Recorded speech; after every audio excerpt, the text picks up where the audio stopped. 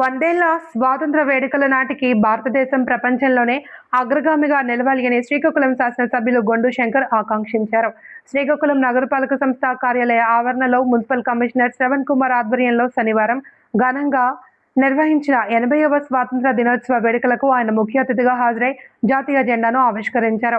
జెండా ఆవిష్కరణకు ముందు జాతిపిత మహాత్మా గాంధీ విగ్రహానికి పూలమాల వేసి నివాళి అర్పించారు. ఈ సందర్భంగా ఎమ్మెల్యే మాట్లాడుతూ 2047 నాటికి వికసిత భారత్ స్వర్ణాంధ్రప్రదేశ్ సాధించడమే లక్ష్యంగా అడుగులు వేయాలి అని పిలుపునిచ్చారు. ఈ కార్యక్రమంలో పలువురు నాయకులు పాల్గొన్నారు.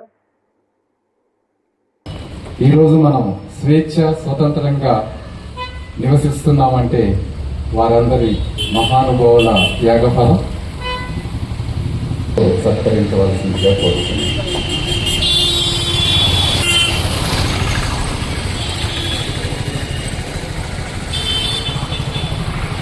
ఈ స్వేచ్ఛ స్వతంత్రాలు మనకిచ్చినటువంటి మహానుభావులందరికీ కూడా ధన్యవాదాలు సార్. ప్రసాద్ గారు ఏడి హార్టికల్చర్,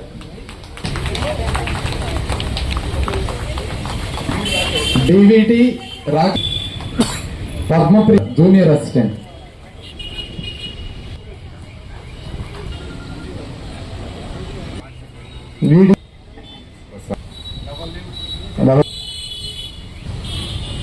శాంతన్ డబల్, చిలకలపల్లి శ్రీనివాసరావు గారు డబ్ల్యూ,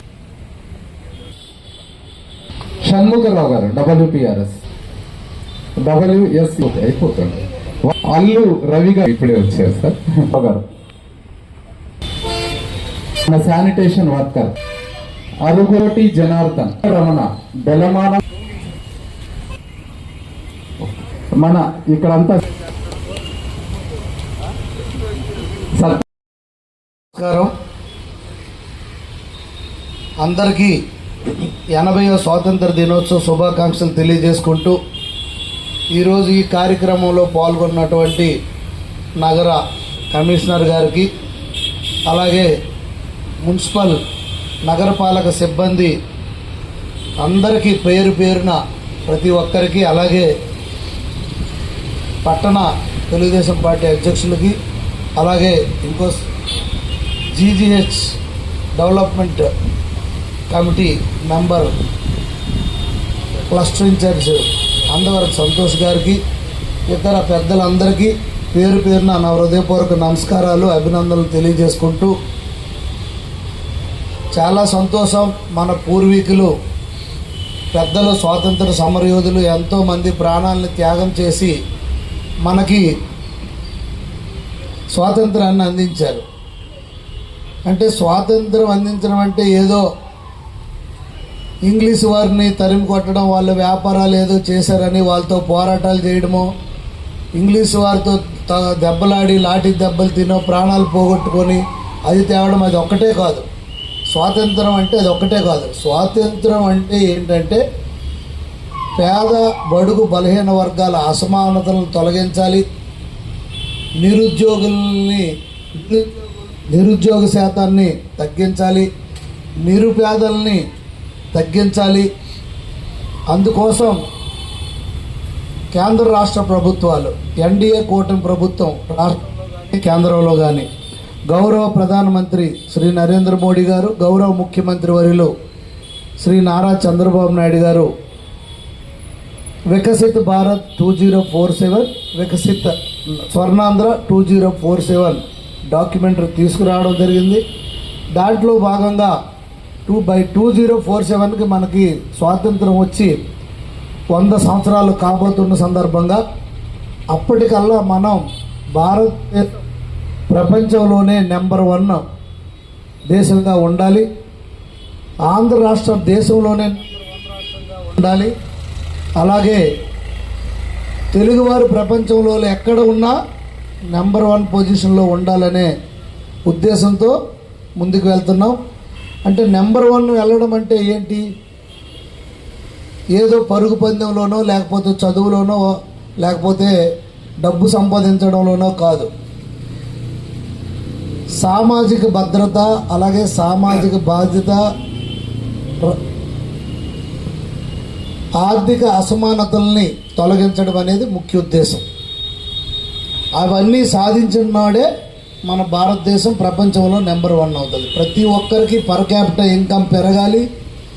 ప్రతి ఒక్క ఇంట్లో ఒక ఎంటర్ప్రైనర్ తయారు చేసుకోవాలి. ఎన్నో బయట దేశాలు ఈరోజు ఎంత అభివృద్ధి చెందుతున్నాయంటే చైనా లాంటి దేశాలు, వాళ్ళకి ప్రతి ఒక్కరూ ఎంటర్ప్రైనర్స్గా ఉండడానికి కారణం. సో అలాంటివన్నీ చేసుకోవాలి. దాంతోపాటుగా దానికంటే ముందు మనం బాపూజీ కన్న కళలు స్వచ్ఛ భారత్ని పాటించాలి, క్లీన్ అండ్ గ్రీన్ని పాటించాలి. ఇలాంటివన్నీ కార్యక్రమాలు చేయాలి. దీని అంతటికి ఇవన్నీ చేయాలంటే ముఖ్యంగా ఈ నియోజకవర్గానికి, ఈ జిల్లాకి గుండెకాయ పట్టుగొమ్మ శ్రీకాకుళం పట్టణం. ఈరోజు పట్టణం గత 2 సంవత్సరాలుగా మీ అందరికీ తెలుసు, మీ అందరి సహాయ సహకారాలతో ఎంతో అభివృద్ధి చేసుకున్నాం. దాదాపు 28 కోట్ల రూపాయలు మనం ఖర్చు పెట్టాం ఈ 2 సంవత్సరాల్లో. 20 కోట్ల రూపాయలు బిల్లులు అయ్యాయి. ఉదాహరణకి ఈ రోడ్డు మొత్తం 7 డే అండ్ నైట్ నుండి శ్రీకూర్మం వరకు ఇది రెన్యువల్ చేసాం. ఇప్పుడు సింహద్వారం నుండి పెద్దపాడు వరకు అది రెన్యువల్ చేస్తున్నాం. తర్వాత మళ్ళీ నవభారత్ జంక్షన్ నుండి 7 రోడ్ జంక్షన్ వరకు రెన్యువల్ చేస్తాం. ఇది ఒక్కటే దాదాపు ఈ 3 కలిపితే దాదాపు 9 కోట్లు.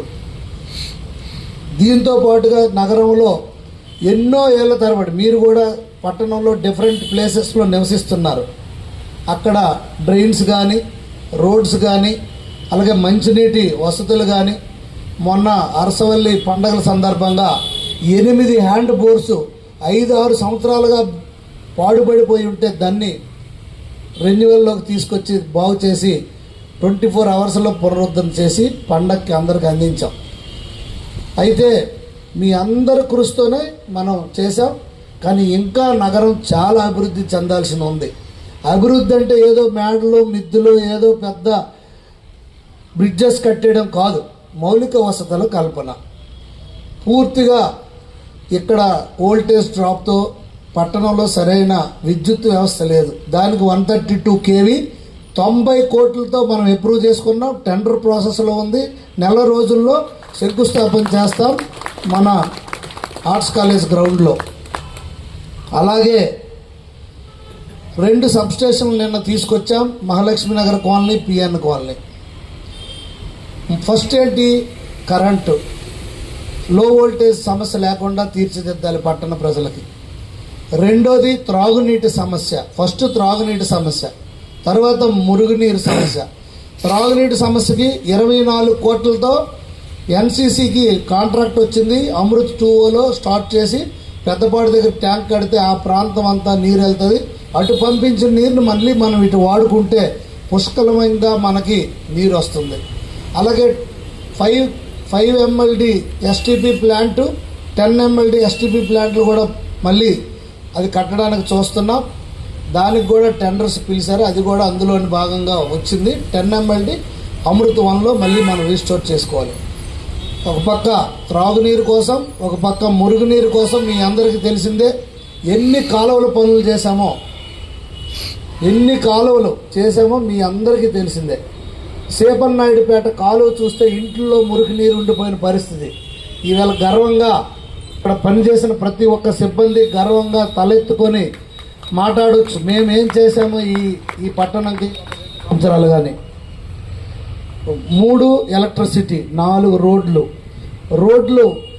కొంతమంది మీటింగ్ పెట్టుకొని పాటలు పాడిన పరిస్థితి కూడా మనం చూసాం. ఎన్నో ఏళ్ల తరబడి వరం కాలనీ లాంటి కాలనీలో 25 సంవత్సరాల నుండి